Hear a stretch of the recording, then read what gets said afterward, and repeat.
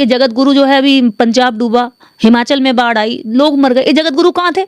ये लठिया लेके सब में घूमते फिर रहे हैं लोगों के सहारे पे। एक सहारा चल के अगर हम पानी में उतरते दिख जाते हैं लोगों के लिए, अपने अपने धन सहारे की जरूरत पड़ती है पानी में। अपने धन में से कुछ धन वहां दे देते तो हम भी कहते जगत गुरु ने एक सीख बराबर जो कुछ अपने बच्चों को रोटी पहुंचा दी, कपड़े पहुंचा दिए, लत्ते पहुंचा नहीं बन पाए ये लोग। हैं। पंजाब के गुरु नहीं बन पाए, हिमाचल के गरीबों के गुरु नहीं बन पाए, खुद महाकुंभ में लाखों लोग मर गए, उनको बचाने के गुरु नहीं बन पाए। देश के अंदर जहां जहां दंगे होते हैं वहां पे ये गुरु नहीं बन पाते, एक को नहीं बचा पाते। तो ये काहे के गुरु हैं? बस ये ढोंगी वहां उस पे मंच पे बैठ करके मीडिया के वहां पर बैठ करके मीडिया इनको बता देती भाई ये गुरु है और जनता इनको मान ले। नहीं, जनता अब नहीं मानती। बाबा साहब को तो संस्कृत का ज्ञान तुमसे ज्यादा हो गया था, इसीलिए बाबा साहब डॉक्टर अम्बेडकर ने मनुस्मृति पढ़ी, तुम्हारी संस्कृत में मनुस्मृति पढ़ी और हिंदी में अनुवाद करके लोगों को जगाया कि ये कितनी घटिया किताब है, और जला भी दिया। 25 दिसंबर 1927 को बाबा साहब ने मनुस्मृति इसीलिए जलाई क्योंकि वो संस्कृत में उस मनुस्मृति को पढ़कर समझ चुके थे कि ये मनुस्मृति कभी भी इस देश की महिलाओं को, दलितों को, पिछड़ों को आगे बढ़ने का अवसर नहीं देगी, इसलिए इस मनुस्मृति को जलना, आग के हवाले करना बेहद जरूरी है। और लोगों को बताया भी कि मनुस्मृति केवल कागजों में न जलनी चाहिए, विचारों में भी ये खत्म हो जानी चाहिए। लेकिन ऐसे बाबाओं ने आज तक विचारों में यह मनुस्मृति जिंदा रखी है।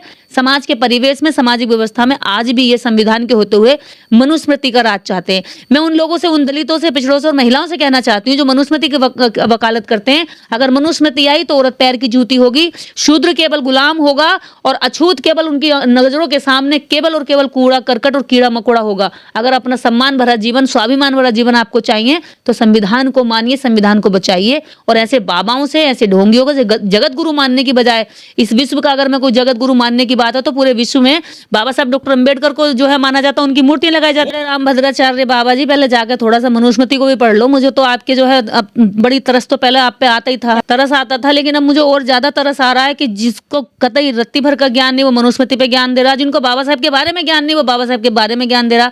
अरे पहले इन ढोंगियों को पढ़ा लिखा कर लिया करो, ऐसी ला करके टीवी पे बिठा देते हो। मेनस्ट्रीम मीडिया, ज्ञान दो। मेनस्ट्रीम मीडिया में एक घंटा दिया जाता है इनको बोलने के लिए। मेन स्ट्रीम मीडिया नहीं है, वो मनु स्ट्रीम मीडिया है। आप उसको क्यों नाम बदल देते हैं? लेकिन उन्होंने बयान दिया है टीवी पर एक इंटरव्यू में कि सबसे पुराना और सबसे बड़ा संविधान मनुस्मृति है।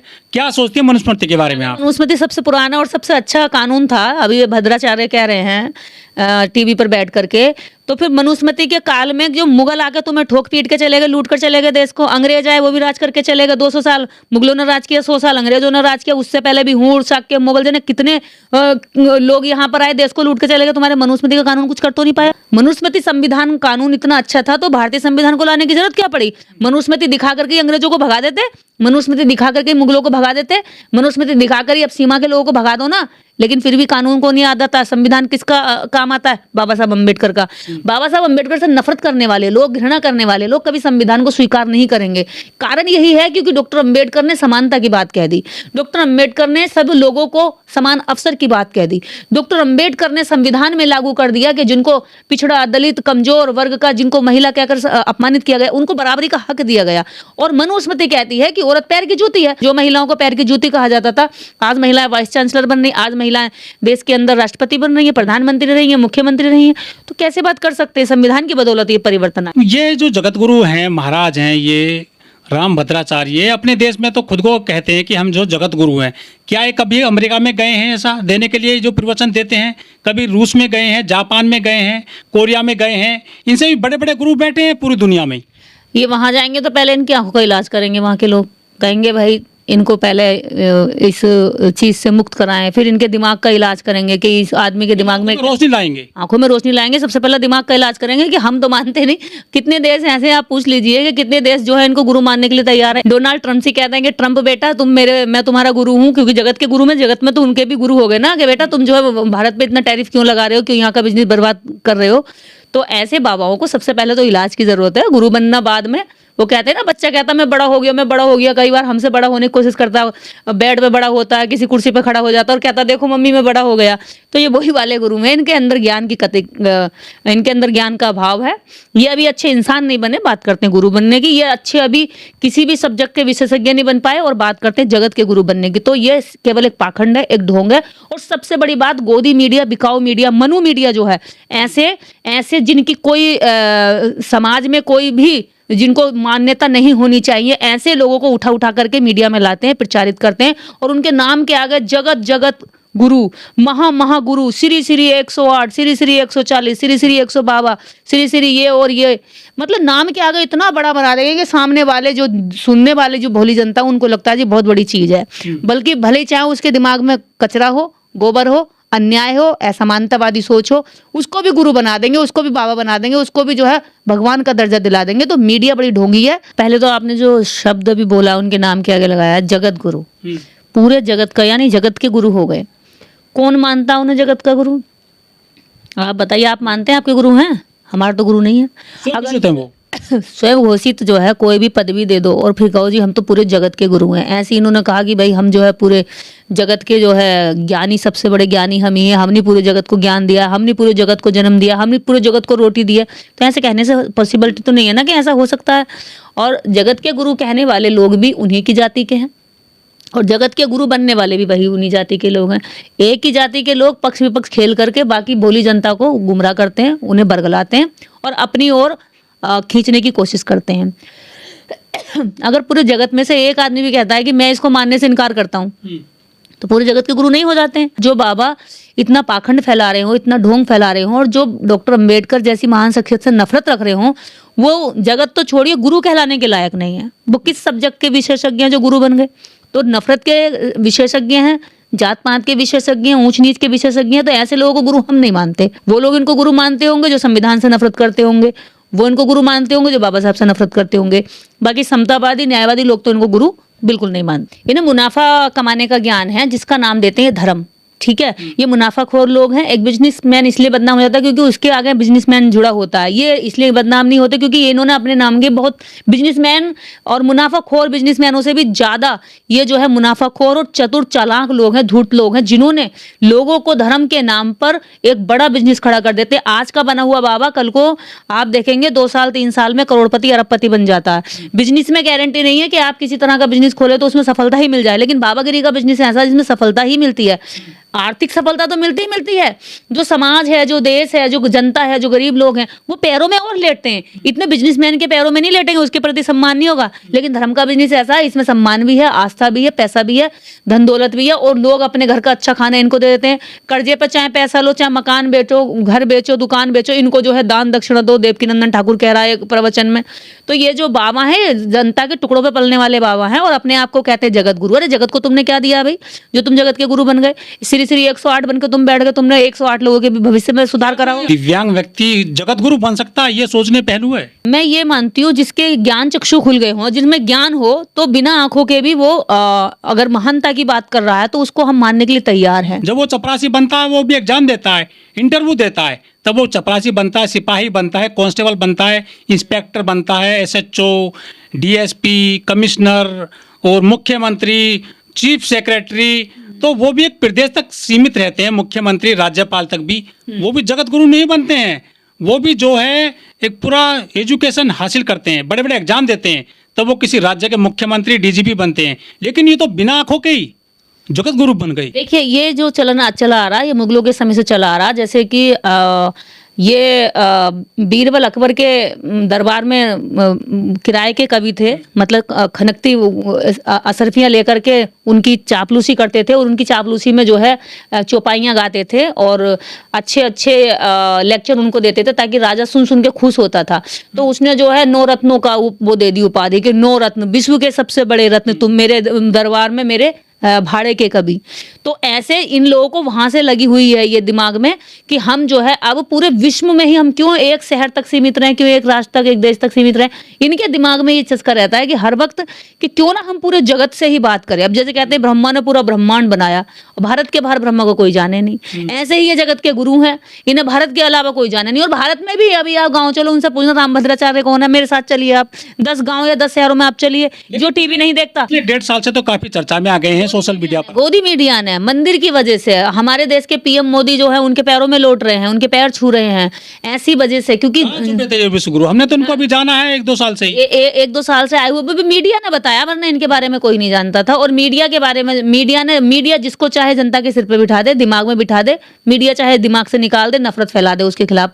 तो ये सारे मीडिया के द्वारा किए गए इम्प्लीमेंट बाबा हैं, जिन बाबाओं के पास कोई ना शक्तियां हैं, न इन बाबाओं के पास शक्तियां तो छोड़िए, इन बाबाओं के पास में समानता की सोच भी नहीं है। जनता इन गोदी मीडिया के एंकर एंकरानियों को भी पहचान चुकी है कि ये जो है एंकर एंकरानी के मुखौटे में ये एक जाति विशेष के वो लोग हैं जो देश को एक जाति विशेष के प्रति नफरत फैलाना चाहते हैं, और एक जाति विशेष जो ब्राह्मण उनकी जाति है उसके प्रति आदर भाव सम्मान, क्योंकि वो धीरे धीरे खो रहा है। जब लोग अशिक्षित थे तो सोचते थे कि भाई भू देवता कौन है, क्योंकि उन्होंने प्रचारित किया भाई हम भू देवता हैं, हमें पूजो, पाए जी पाए लगू, पंडित जी पाए लगू, आपके पाए लगू कह कह के हर कोई इनके पैर छूता था। अब जैसे जैसे लोग शिक्षित हुए कि भाई इनमें तो कोई ज्ञान ही नहीं है, ये तो बड़े पाखंडी लोग हैं, ये तो नाली में भी पड़े हैं दारू पी के, ये तो गालियां भी देते हैं, ये तो गंदी हरकतें भी करते हैं, तो बहन बेटियों का रेप करते हैं, यहाँ तक कि गायों का रेप करते हुए देखे गए, ये लोगों के आदिवासियों को फिर पेशाब करते हुए देखे गए, फ्लाइट में पेशाब करते देखे गए, कि इनकी तो हरकतें बहुत अच्छी हैं, ये तो सम्मान देने के लायक ही नहीं है। लोगों को में जैसे जैसे शिक्षा का प्रभाव बढ़ा, शिक्षित हुए, इनका सच खुलता चला गया और इनका सम्मान धीरे धीरे एक इंसान के रूप में आने लगा। तो अब मीडिया के द्वारा इनका दोबारा से सम्मान बढ़ाने की कोशिश की जा रही है, लेकिन जनता जाग चुकी है, शिक्षित हो रही है और समझ रही है। 900 साल देश गुलाम रहा बाहर के लोगों का, विदेशियों का, और आज जो है भारत में कोई सीमा पे भी अगर आने की कोशिश कर रहा है तो भारतीय संविधान और भारतीय सेना खड़ी होकर के उनको रोकती है। संविधान है तो हमारे देश में महिलाएं राष्ट्रपति, प्रधानमंत्री, मुख्यमंत्री और जो कैप्टन बन गई हैं वो, लेकिन जब मनुस्मृति थी क्या किसी को शंकराचार्य बनाया गया था? आज भी मुझे बताइए कितने शंकराचार्य कुर्सी है कि 4 धामों में इन्होंने 4 शंकराचार्य इनके बने हुए हैं, ठीक है। ये मंडलेश्वर और न जाने कितने सारे अखाड़े बने हुए हैं, जूना अखाड़ा, इजड़ा और बहुत सारे ऐसे अखाड़े बने हुए हैं, 50 अखाड़े बने हुए। किसी अखाड़े की जो है इन्होंने कहीं सम्मानित पद पर महिला को नहीं बिठाया, कहीं महामंडलेश्वर महिला को नहीं बनाया, कहीं जो जगत गुरु है अभी तक जगत गुरु में किसी महिला को नहीं बनाया है। किसी भी जितने को दिया था पद, वो तो किन्नर अखाड़ा है। किन्नर में आप समझ रहे हैं ना, किन्नर एक अलग एक जेंडर हो गया, तो उनमें आप पुरुष महिला घुस करके अपने आप को साबित करना चाहें तो वहां की भी जो किन्नर अखाड़े के महामंडलेश्वर उन्होंने उसको नकार दिया कि हटिए यहाँ से, यहाँ पे फिल्मी एक्टिंग नहीं चलेगी, ये तो हमारा अखाड़ा है। तो वहां भी वो भी जाति का वर्चस्व है। हालांकि ममता कुलकर्णी भी ब्राह्मण है और जो वहां पर बैठी हुई है वो भी ब्राह्मण है। तो हर जगह पे चुनाव कैसे होता है, चुनाव कैसे होता है महामंडलेश्वर, जगत गुरु और जो अखाड़े के जो चुने जाते हैं महंत वगैरह?